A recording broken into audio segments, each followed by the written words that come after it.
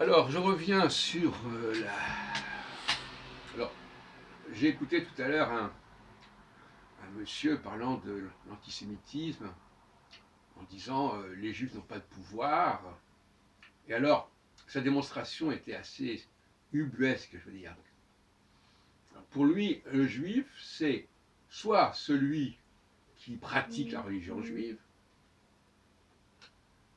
donc qui va à la synagogue, qui porte une calotte, etc., soit le juif sioniste. Et donc, avec son raisonnement-là, eh bien, effectivement, il n'y a pas beaucoup de juifs, en fait.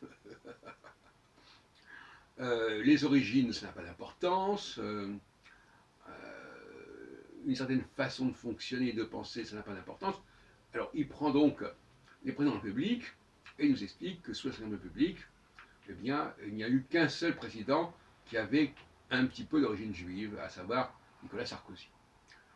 Voilà, et tout est comme ça. Et puis il prend après les premiers ministres, et il nous dit, bah, celui-là n'est pas juif, il est sioniste, celui-là il est catholique, alors s'il est catholique, il ne peut pas être juif. Alors, des raisonnements comme ça, complètement débiles, on peut parfaitement être juif d'origine et être catholique, ça n'a rien d'incompatible. On peut très bien être pro-palestinien et être juif, ça n'a rien d'incompatible. Voilà, donc c'est assez amusant. Alors lui, il essaye d'expliquer, n'est-ce pas, que les juifs n'ont aucun pouvoir. Alors, vous me direz, alors, ben ça c'est gentil, parce que ça prouve qu'il n'est pas antisémite. Ben, c'est pas si simple que ça. Parce que moi j'ai déjà expliqué que les gens qui nient l'existence des juifs, comme une réalité qui peut avoir une certaine puissance, ce sont des antisémites aussi.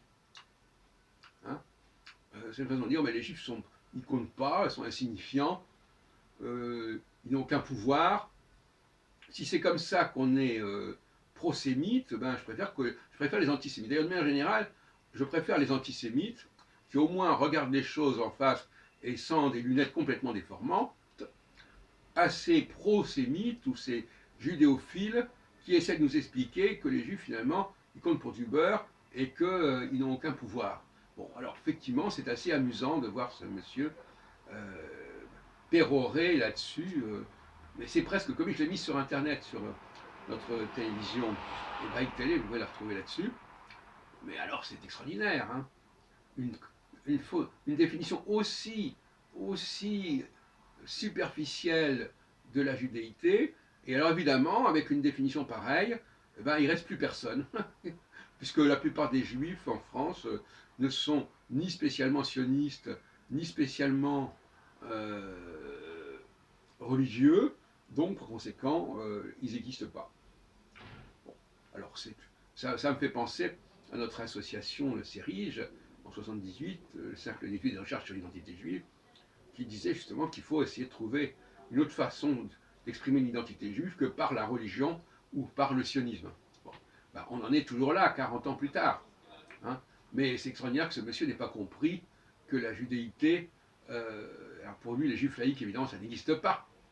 Les juifs pro-palestiniens, ça n'existe pas. Or, de même qu'il y a eu des juifs qui étaient pour les païens, ce sont ceux-là qui ont développé le christianisme il y a 2000 ans, eh ben, il peut y avoir des juifs qui sont pro-palestiniens, ça ne veut pas dire qu'ils sont eux-mêmes palestiniens. Les juifs peuvent épouser différentes causes, et voilà, les causes que l'on épouse ne signifient pas qu'on fait partie de la population correspondant à cette cause. Ça, c'est un faux raisonnement. Ça.